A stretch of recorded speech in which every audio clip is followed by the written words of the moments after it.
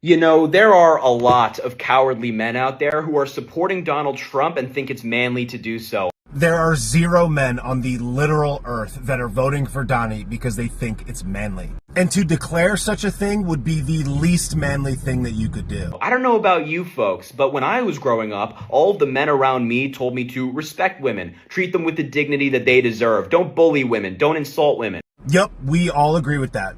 Donald Trump has done every single one of those things. He's bullied women, insulted them for their age, weight, appearance, things of that nature. Bullied is a subjective term, and when it comes to the contentious and filthy game of politics, you have to go after each other's character, each other's policies, and it's a dirty, dirty game. Nobody likes that. But to be fair, haven't women and many other people come after Donnie's weight, age, appearance, and all the rest? Haven't they done exactly that to him? So it's not like you're like a woman and a man walking down the street in a social situation. This is a public forum. And even though it's not ideal, wouldn't it be fair to say that they have done that to him? He was found liable in court by a jury of his peers for assaulting a woman. He was found liable for damages in a civil court, where the burden of proof is considerably less, and an assault would be an actual crime. If you actually assaulted someone, you can't just go to court and then pay them. But you're smart enough, Harry. I know you know that. This is weaponized lawfare, clearly. And if you watched that trial and looked at the things that E.G. and Carroll actually said about him,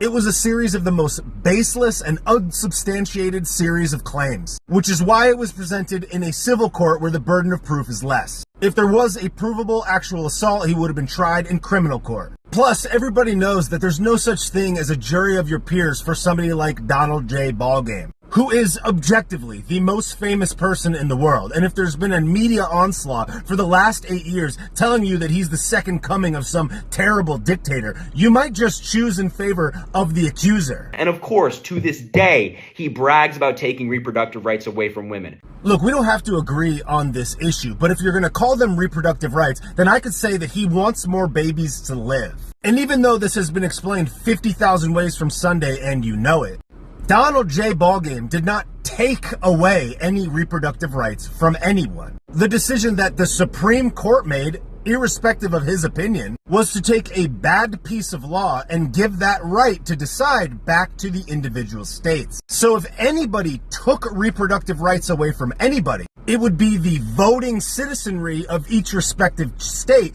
choosing which rights were appropriate for their state. So if you want to get mad at anybody, you should get mad at the citizens in those states. Every state in the nation could vote to have exactly those same rights exactly as they were before.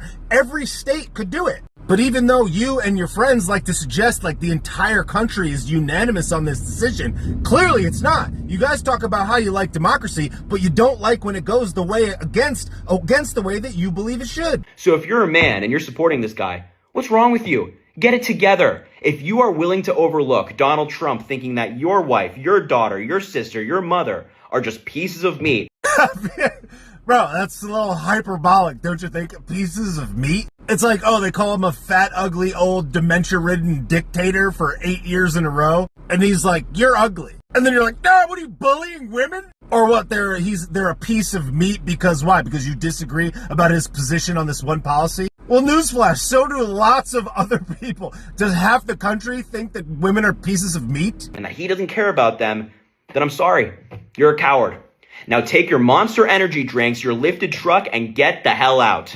That's hilarious, bro, but here's the real glaring issue here. I would say a large cohort, if not more than half of the people that are going to choose to select Donnie in the upcoming selection, dislike a lot of the things that he says. We don't like that. And to be honest, I think most of us would prefer if he didn't. But the reality of this situation is that many of us, most of us, vote based on policies, not on emotion, not on whether or not we want to grab a beer with them. And even though we wish that the way that he worded things was different, and we wish that he didn't do those things, it doesn't change the fact that his set of policies is clearly better and more congruent of how we believe that the nation should be run. We just have to deal with that, and it's unfortunate. And though, admittedly, some people absolutely love that he does that, I would wager that most people could do without it. But you don't have to like every single thing about a person's character or every single thing that they say to believe in the policies that they have set forth for the nation, or at the very least to believe that they're better than the opposing viewpoint's policies. And really, that's what this is about. It's not about manliness. It's not about the guy. It's about the policies. And just like any relationship, you take the good with the bad. So yes, you could be frustrated at the small percentage of people that just go nuts when he says that stuff.